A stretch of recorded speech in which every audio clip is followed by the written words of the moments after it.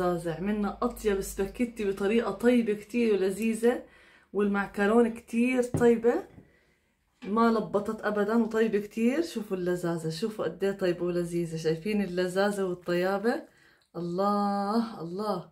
طعمة الأوريجانو مع النعناع مع البهارات اللي حطيتهم أعطتها نكهة كتير طيبة، والثوم المهروس كتير طيب. هلا هون عندي مي مغلية، بدي أضيف معلقة كبيرة من الملح وأسلق فيها المعكرونة. عندي هون معكرونة الاسباجيتي زي ما انتم شايفين، بدي أسلقها بدون ما أكسرها. هون رح ينزلوا لحالهم. طبعا كل سلق مكتوب على الباكيت قد ايه. وهلا بخليها تنسلق المعكرونة وفرجيكم الخطوة اللي وراها. وبعد ما تنسلق بغسلها بالمي الباردة وبصفيها. هلا بعد ما سلقت المعكرونة بدي اعمل الصوص تبعها. اول اشي عندي معلقتين من زيت النباتي، بخليه يسخن شوي. الزيت حمي بدي اضيف عليه بصلة طبعا فرميتها مكعبات. هلا بحركها شوي لتدبل البصلة. وهلا بعد ما دبلت البصلة عندي هون ربع كيلو من اللحمة المفرومة بدي اضيفها فوق البصلة واحركها. هلا بعد ما حركت اللحمة مظبوط عندي هون معلقتين كبار من الثوم المهروس بدي اضيفهم فوق اللحمة، بيعطيها نكهة كتير طيبة. وبحرك.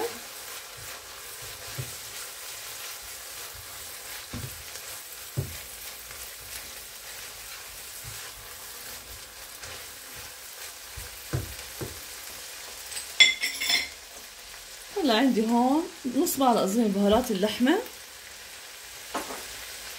نص معلقة صغيرة من البهارات المشكلة، معلقة صغيرة من الملح. عندي هون معلقة كبيرة من الأوريجانو، نص معلقة صغيرة من الفلفل الأسود، وعندي هون معلقة كبيرة من النعناع الجاف. وهلا بدي أحركهم سوا. عندي هون بندورة عصريتها ومقشريتها بدي أضيفها. عندي هون معلقتين كبار من معجون الطماطم بدي أضيفهم. وهلا بحركهم سوا.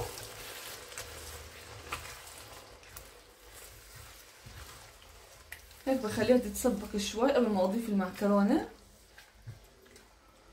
يا سلام ريحتها الأوريجانو مع الثوم مع النعناع كتير طيبة.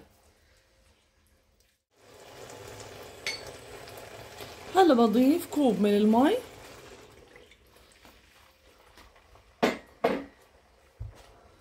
وبحركها شوي.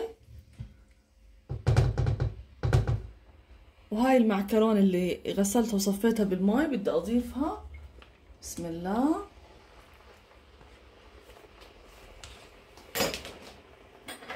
وهلا بحرك هيك بالشوك عشان كلياته يتحرك سوا. يا سلام يا سلام يا سلام. شايفين اللذاذة والطيابة؟ شايفين كيف بقلبها كلها مع بعضها مع الصوص. وهيك بتركها هيك 5 دقايق على النار وهيك بتكون جاهزة. هلا بعد ما قلبتها هيك تمام. اذا حسيتوها شوي هيك ناشفة بتزيدوها شوية مي وهيك تمام صارت جاهزة. شايفين اللذاذة؟ شوفوا اللذاذة، شوفوا قد ايه طيبة ولذيذة. شوفوا اللذاذة والطيابة. شايفين اللذاذة بتشهي. هلا شوفوا اللذاذة، شوفوا الطيابة. طلعوا اللذاذة والطيابة. الله يا عيني. شايفين اللذاذة والطيابة؟ في أطيب من هيك سباكيتي عملناها بطريقة طيبة، بنصحكم تجربوها كتير طيبة. وما بتلبط المعكرونة، بتضلها هيك لذيذة ومش ملبطة. بنصحكم تجربوا. شوفوا اللذاذة، مش قادرة أوصف لكم ريحتها وطيابتها. شايفين؟ يا عيني. الله الله الله. بصحن التقديم وطلعوا اللذاذة. عملنا أطيب سباكيتي بطريقة طيبة كتير ولذيذة كتير طيبة. ما لبطت ابدا وطيبة كتير. شوفوا اللذاذة، شوفوا قد ايه طيبة ولذيذة. شايفين اللذاذة والطيابة؟ الله الله. طعمة الاوريجانو مع النعناع مع البهارات اللي حطيتهم اعطيتها نكهة كتير طيبة. والثوم المهروس كتير طيب. بنصحكم تجربوها بهاي الطريقة، رح ترجعوا تعملوها قد ما هي طيبة ولذيذة. يعني مقادير قليلة بتعملوا أطيب سباكيتي، بنص ساعة بتكونوا عاملينها. بتشهي كتير طيبة وبيحبوها الكبار والصغار.